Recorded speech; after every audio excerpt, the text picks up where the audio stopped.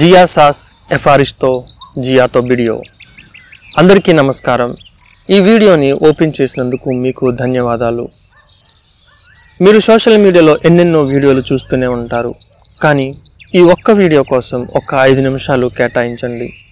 నేను చెప్పే విధానం చాలా స్లోగానే ఉండొచ్చు, కానీ ఖచ్చితంగా ఏదో ఒక మంచి విషయాన్ని అయితే మీరు నేర్చుకునే వెళ్తారు. దయచేసి ఈ వీడియోను చివరి వరకు చూడండి. ఈరోజు నేను ఒక ముఖ్యమైన విషయాన్ని మీతో పంచుకోవాలని ఆశపడుతున్నాను.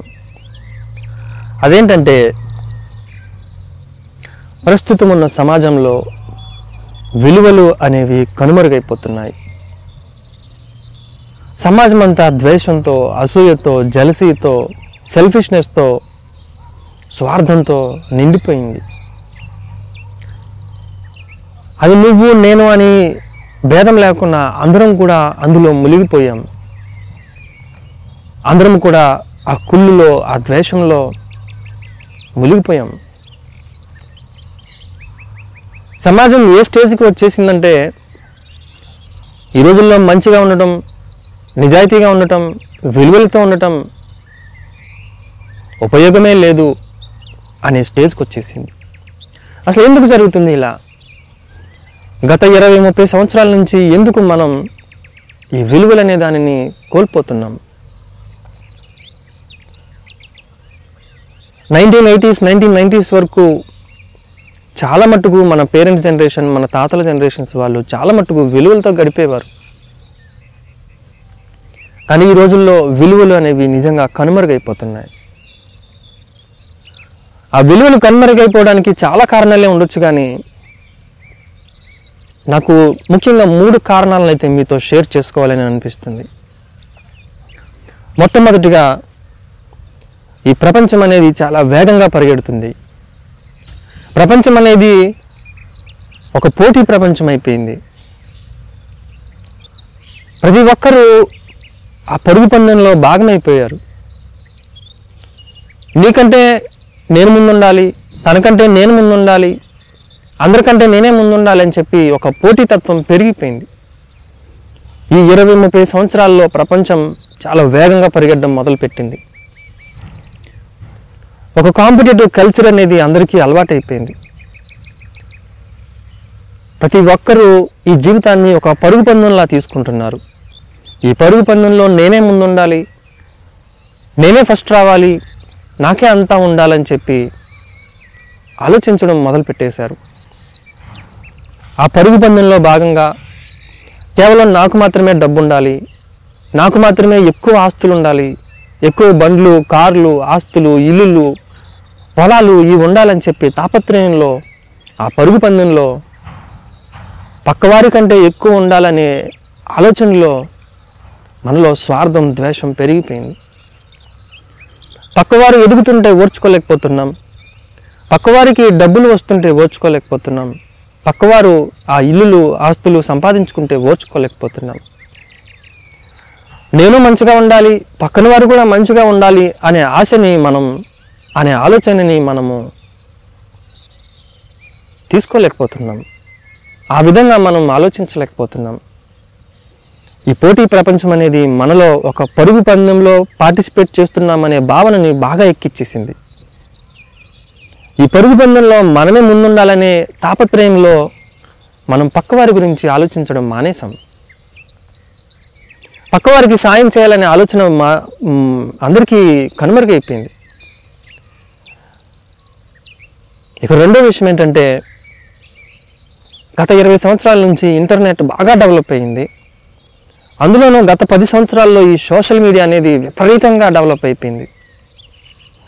ఎవరు చూసినా సోషల్ మీడియాలో ఆ కంటెంట్ని ఫాలో అవుతూనే ఉన్నారు. షార్ట్స్ కానీ, రీల్స్ కానీ, ఇతరత్ర సోషల్ మీడియా ప్లాట్ఫామ్స్ విపరీతంగా పెరిగిపోయినాయి. మీరు గమనించారో లేదో, ఆ సోషల్ మీడియా ప్లాట్ఫామ్స్లో నెగిటివిటీ, హేట్రెడ్, స్వార్థం, సెల్ఫిష్నెస్ ఎక్కువగా కనిపిస్తుంది. మంచి ఎక్కడో ఉంటుంది. నీతులు చెప్పేవారు, విలువలు నేర్పించేవారు మన సమాజంలో ఎలా బ్రతకాలి, దేనికి విలువ ఇవ్వాలి, దేనికి విలువ ఇవ్వకూడదు, దేనిని మనం ప్రయారిటీగా తీసుకోవాలి, దేనిని మనం లీస్ట్ ప్రయారిటీగా తీసుకోవాలని చెప్పేవారు చాలా తక్కువ మంది, చాలా అరుదుగా ఉన్నారు. మీరు గమనించారో లేదో, ఈ సోషల్ మీడియాలో నెగిటివిటీ, హేట్రెడ్ అనేది చాలా విపరీతంగా ఉంది. ఆ నెగిటివిటీ, ఆ హేట్రెడ్, నీకు నువ్వుగా సొంతంగా ఎదిగిపోవాలని చెప్పేవారు ఎక్కువగా ఉండడం వలన ఆ ఇండివిజువలిజం ఎక్కువైపోయింది. పక్కన వారిని మనం ఎదిగితే చూడలేని తత్వం ఎక్కువైపోయింది. తెలియకుండానే మన మైండ్లు పొల్యూట్ అయిపోయినాయి. ఈ సోషల్ మీడియా విపరీత నెగిటివిటీ వలన మన మైండ్లు పొల్యూట్ అయిపోయినాయి. ఇంకా మూడో విషయం ఏంటంటే, మన చిన్నప్పటి నుంచి మన స్కూల్ సిస్టంలో ఎలా ఎదగాలి, ఏ విలువలతో మనం ఎదగాలి, సమాజంలో విలువలతో పెరిగితే ఎలా ఉంటుంది అనేది నేర్పించడం చాలా తక్కువగా కనిపిస్తుంది.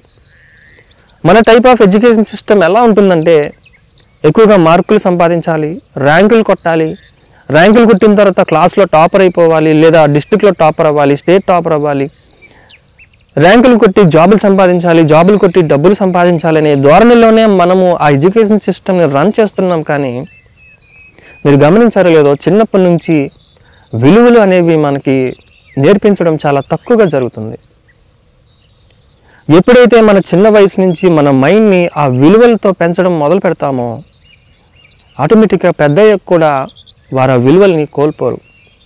చిన్నప్పుడు మనం ఆ విలువలు వారికి బలంగా నేర్పిస్తే అవి వారి మైండ్లో బలంగా నాటుకుంటాయి.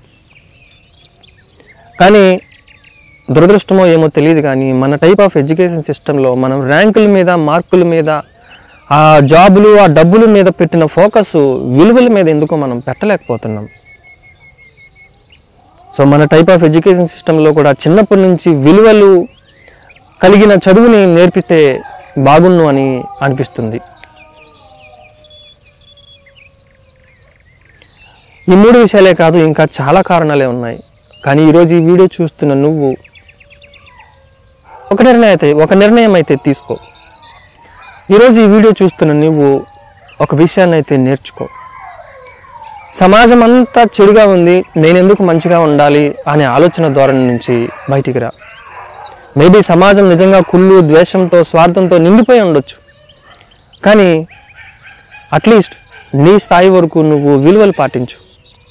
నేను మంచిగా ఉంటే, నిజాయితీగా ఉంటే నాకు లైఫ్లో గ్రోత్ ఉండదు, అసలు మంచికి ఈ రోజుల్లో విలువే లేదు, ఆ మోరల్ వాల్యూస్ ఫాలో అవటం వల్ల మనకు ఉపయోగం లేదని చెప్పి అనుకోకు. సమాజం ఎలా ఉన్నా నీకు అనవసరం. అట్లీస్ట్ నీ స్థాయి వరకు నువ్వు ఆ విలువలతో బతకడానికి ప్రయత్నించు.